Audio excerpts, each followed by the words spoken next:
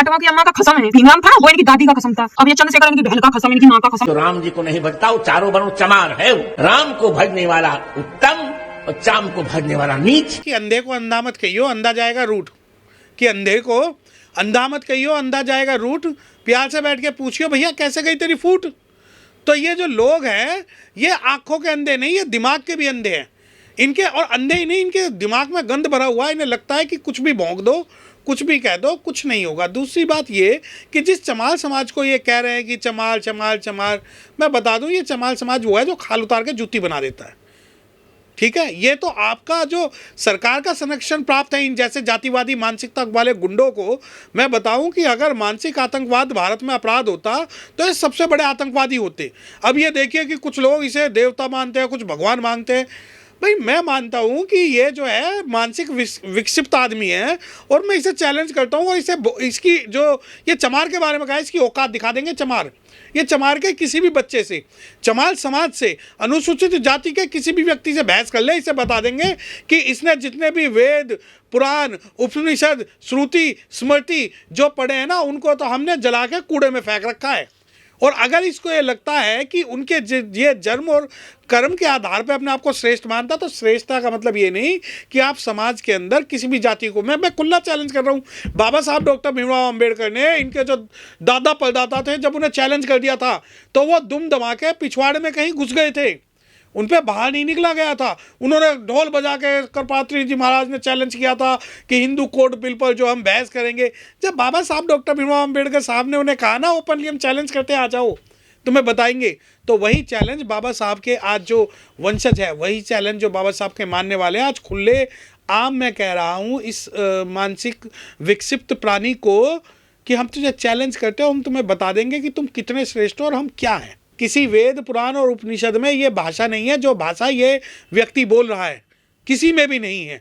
ये इसके मन में एक जहर है, जहर जो है एक जाति के प्रति। और मैं बता रहा हूँ ये जो जाति के प्रति जहर है, इसकी मानसिक कुंठा है। देखिए सबसे पहले मैं इसकी जातिगत टिप्पणी की बात बता दूँ कि आज 11 जनवरी को इसके खिलाफ एक मुकदमा हमने पहले दायर किया हुआ था, जिसके अंदर इसने भगवान बुद्ध के बारे में अपशब्द कहे थे, जिसमें इसने कहा था कि भगवान बुद्ध ने भारत को नपुंसक बना डाला। तो इसके खिलाफ मुकदमा है और उस मुकदमे में कुछ ना कुछ जरूर होगा। आज भी उसकी हियरिंग थी। अब आया दूसरा स्टेटमेंट कि जो ये लोग हैं ये चमार हैं ये और वो, लेकिन ये संत हैं, इनके लाखों पूजने वाले हैं, खुद मोदी जी इनके चरणों में जाते हैं, मंत्री जाते हैं, संतरी जाते हैं। अरे ये भाषा कैसी देखते हैं? अरे आप देखिए, मेरा आपत्ति है संत नहीं है ये।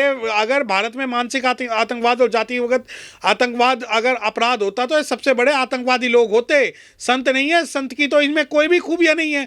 संत वो होता है जो मन से संत हो, जो जबान से संत हो। इनका देखा लालच इनके मन में भरा हुआ, गद्दी इन्हें चाहिए, प्रतिष्ठा इन्हें चाहिए, समाज में द्वेष का काम ये कर रहे हैं। और जो लोग हिंदू हिंदू चिल्लाते हैं, आप ये देखिए कि हिंदुओं को तोड़ने में, हिंदुओं को विघटन करने में और हिंदुओं का सत्यानाश करने में इन जैसे जो लोग हैं उन लोगों का सबसे बड़ा योगदान है। एक तरफ तो मोहन भागवत, प्रधानमंत्री, फलाना ढिमकाना, वो कहते हैं नहीं नहीं हिंदू हिंदू हिंदू हिंदू, और इन जैसे जो लोग हैं वो हिंदुओं को असली बात बता देते हैं कि ये है। दूसरी बात आप कहते हैं कि भाई ये संत है, संत नहीं। संत इन्होंने क्या पता इन्हें संत रविदास जी के बारे में, संत कबीरदास जी के बारे में, संत तुकाराम जी के बारे में। इन्हें तो संत की परिभाषा में आने वाले या तो संत की परिभाषा ही चेंज कर दो, वरना इस जैसे लोग अगर संत की परिभाषा में आते हैं तो यकीन मानिए जो इनका जो ये जिसे धर्म बोलते हैं, हिंदू बोलते हैं, उसके अंदर आज ये जाटव समाज को, चमार समाज को कह रहे हैं, कल वाल्मीकि समाज को कहेंगे, कहीं दूसरे समाज को कहेंगे। परंतु इन जैसे लोगों को का जो सबसे बड़ा इलाज है वो संविधान ने किया हुआ है, और संविधान का इलाज के कारण ही इन लोगों के आज मुँह में बवासीर हो चुकी है, जो कुछ भी बोल देते हैं। ये सब जन्मजात अंधे हैं, लेकिन इनकी जो तीसरी आंख खुल जाती है जब ये प्रवचन करते हैं। ऐसा कहा जाता है, धार्मिक गुरु बताए जाते हैं, इन्होंने जातिवाद देखा नहीं है, पढ़ा नहीं है, किताब भी नहीं पढ़ी है, मनुस्मृति भी नहीं पढ़ी है, लेकिन इनके अंदर जहर कैसे आ गया? कैसे इनको पता चलता है कि समाज में क्या चल रहा है? नहीं, इनके अंदर जो खोखला जो जातिवादी जो मानसिकता, वो इसलिए मैं बता दूं कि मैं आपको एक आपके चैनल के माध्यम से बता देता हूं, किसी वेद पुराण और उपनिषद में ये भाषा नहीं है जो भाषा ये व्यक्ति बोल रहा है। किसी में भी नहीं है।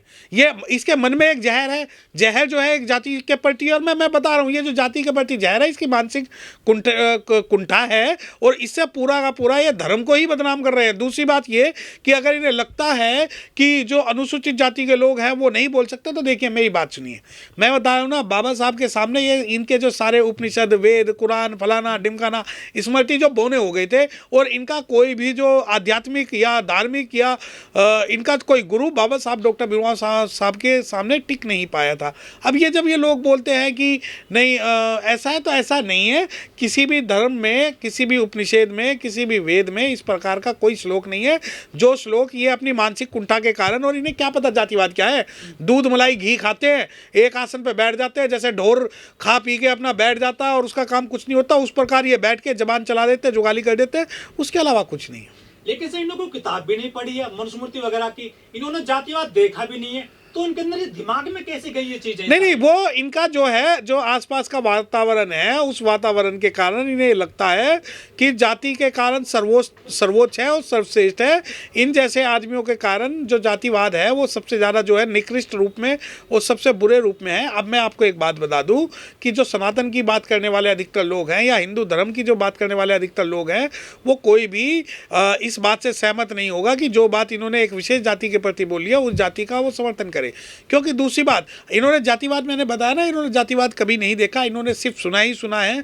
और सुनने का कारण यह है, इन्हें लगता है कि भारत के अंदर ये जो बोलते हैं वो सब सही है। मैं एक बात बता दूं कि हमने एक मुकदमा इसके खिलाफ डाला हुआ है और हम आगे की इसकी तैयारी कर रहे हैं, ताकि इस जैसा जो कोई भी आदमी मुंह उठा के समाज के बारे में कुछ ना बोलते। लेकिन इसके पहले जो शंकराचार्य हुए हैं उन्होंने भी काफी जातिवादी बातें कही, आरक्षण को लेकर या दलितों को लेकर।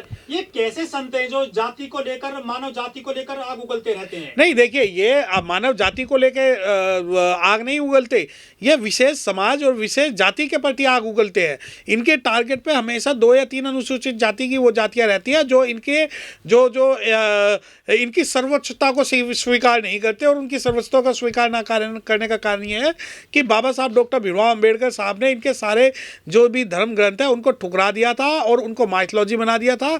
भगवान बुद्ध से परंपरा चली आई है और जो आज भी चल रही है। तो इन्हें ऐसा लगता है कि ये जो विशेष जाति है ये इनके पोल पट्टी सब खोल रही है। जो इनकी माइथोलॉजी है, जो इनके टोटके हैं, जो इनके ढोंग हैं, जो इनके ढकोसले हैं, उन सब पे जो है अनुसूचित जाति के लोग आज विश्वास नहीं कर रहे हैं। तो इन्हें अपनी सत्ता हिलती हुई नजर आ रही है। तो इनके मन में जो द्वेष है वो उस प्रकार का द्वेष है कि जो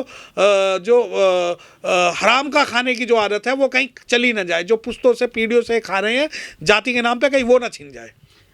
2 युवतियां हैं यादव समाज की हैं, स्वाति यादव करके एक ट्विटर हैंडल से वीडियो जारी की गई है बाबा साहब को लेकर और चंद्रशेखर को लेकर। उन्होंने भी जातिवादी टिप्पणी की है बाबा साहब को लेकर, चंद्रशेखर को लेकर।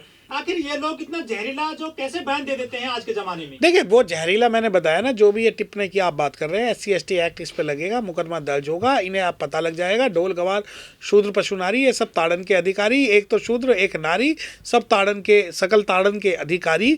दूसरी बात, अगर ये चंद्रशेखर को या बाबा साहब डॉक्टर भीमराव अम्बेडकर साहब के बारे में कुछ भी बोल रहे हैं तो इसका मतलब ये कि इन्हें कोई पब्लिसिटी चाहिए। और पब्लिसिटी पाने का आज भारत के अंदर सबसे बड़ा जो हथियार है वो ये है कि अनुसूचित जाति के खिलाफ कुछ भी बोल दो, बाबा साहब के खिलाफ कुछ भी बोल दो, संविधान विरोधी कुछ भी बोल दो, तो इन्हें पब्लिसिटी मिल जाएगी और इनका समाज इनके पक्ष में खड़ा हो जाएगा। अनुसूचित जाति इनका विरोध करेंगे तो ये इनका सिर्फ पब्लिसिटी स्टंट है। और हाँ, मानसिकता और जो मानसिक जहर जो इनके रगों में बसा हुआ है वो जहर जो है संविधान और SC/ST एक्ट और कानून के अन्य प्रावधानों के माध्यम से ही दूर हो सकता है।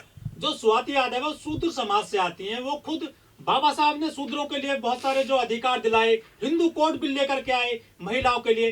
क्या इन महिलाओं ने संविधान नहीं पढ़ा या तो हिंदू कोड बिल नहीं पढ़ा? देखिए, बाबा साहब को निशाना बना रही है। देखिए, मैं आपको एक बात बता दूं, आपके चैनल के माध्यम से खुल के इस बारे में कह रहा हूं कि जो बहुजन संकल्पना है, जिसे SCO को अगर ये लगता है कि OBC समाज के लोग उनके साथ आएंगे, तो सबसे पहले बहुजन संकल्पना के अंदर SC समाज को ये बात सोचनी होगी कि जो OBC समाज के लोग अगर शेड्यूल कास्ट के खिलाफ खोल रहे हैं तो क्या बहुजन संकल्पना जो 25-15 की साकार हो पाएगी या नहीं। अगर यादव समाज या OBC समाज इन महिलाओं का बहिष्कार नहीं करता तो समझो कि कहीं ना कहीं उन्हें जो है प्रत्यक्ष या अप्रत्यक्ष रूप से OBC समाज का सपोर्ट है और OBC समाज जो है अनुसूचित जाति को जो टारगेट कर रहा है। और मैं आपको बता दूं कि माँ मरी धी को धी मरी धिंगड़ा को एससी समाज तो ओबीसी और बहुजन की बात कर रहा है, और ओबीसी जो है बहुजन संकल्पना के नाम पे हमारे महापुरुषों को, हमारे नेताओं को, इनको गालियां दे रहा है, जो कि मैं आपको बता दूं ये इनका रियल चरित्र है। और आज इस बात को सोचने की जरूरत है कि क्या अगर किसी एससी पर, एसटी पर अत्याचार होता है और कोई ओबीसी अगर कोई अत्याचार करता है तो बहुजन संकल्पना पहले होगी या उस एससी को, उस महिला को या अनुसूचित जाति को न्याय मिलना पहली बात होगी। तो जब इस प्रकार की महिलाएं कुछ भी बोलती है तो यकीन मानिए ये एक पूरे समाज की सोच को प्रतिबिंब करती हैं। आप ये देखिए कि किसी भी ओबीसी संगठन ने, किसी भी ओबीसी लीडर ने इन महिलाओं का विरोध नहीं किया है अभी तक। जब आपके चैनल पे मैं ये बात कर रहा हूँ, अब के बाद में आ जाए तो आ जाए, क्योंकि इस बात को समझना होगा कि बहुजन आंदोलन के नाम पे अनुसूचित जाति के जो लोग हैं या जो संगठन है, उन्हें अब ये रास्ता चुनना होगा कि ये जो बहुजन आंदोलन है वो गिव एंड टेक का आंदोलन है। सिर्फ ऐसा नहीं है कि अनुसूचित जाति के लोग ही आंदोलनों में भाग लेते रहें। और अगर बाबा साहब डॉक्टर भीमराव अम्बेडकर को शूद्र समाज, ओबीसी समाज मानता है और इस प्रकार की महिलाओं का, इस प्रकार के लोगों का अगर वो साइलेंट जो उनका अपनी समर्थन देता है, तो ये मानिए कहीं ना कहीं दाल में काला है। और अनुसूचित जाति के लोगों को अपनी विचारधारा, अपने संगठन, अपने लोग सिर्फ और सिर्फ अनुसूचित जाति की समस्याओं को समाधान करने में लगाना होगा। अगर इस प्रकार के लोग ओबीसी समाज में रहेंगे और उनको साइलेंट कंसेंट मिलती रहेगी। लेकिन क्या इन्होंने क्या ओबीसी महापुरुषों को नहीं पढ़ा, ललई यादव जैसे लोग? नहीं, देखिए मैं बताऊं, ओबीसी के बहुत सारी जातियां ऐसी हैं जिन्होंने अभी तक, जिनको ना तो लल्लई सिंह यादव का पता है, ना ही पेरियाल साहब का पता है, ना ही फूले साहब का पता है, ना ही किसी भी ओबीसी लीडर का पता है। तो ये बहुत सारे जो लोग हैं इन्होंने नहीं पढ़ा, परंतु हाँ, जो इन्हें एक विशेष विचारधारा वाले लोगों ने बोल दिया, इन्हें वही सच लगता है। अब जैसे बाबा साहब डॉक्टर भीमराव अम्बेडकर साहब के बारे में इन्होंने बोला, अब अगर हम आज मुकदमा दर्ज करते हैं या एफआईआर दर्ज करते हैं तो ओबीसी समाज कहेगा नहीं ये तो गलत किया और ऐसा नहीं करना चाहिए, ये भी तो बहुजन संगठन के लोग हैं। नहीं, ऐसा नहीं है।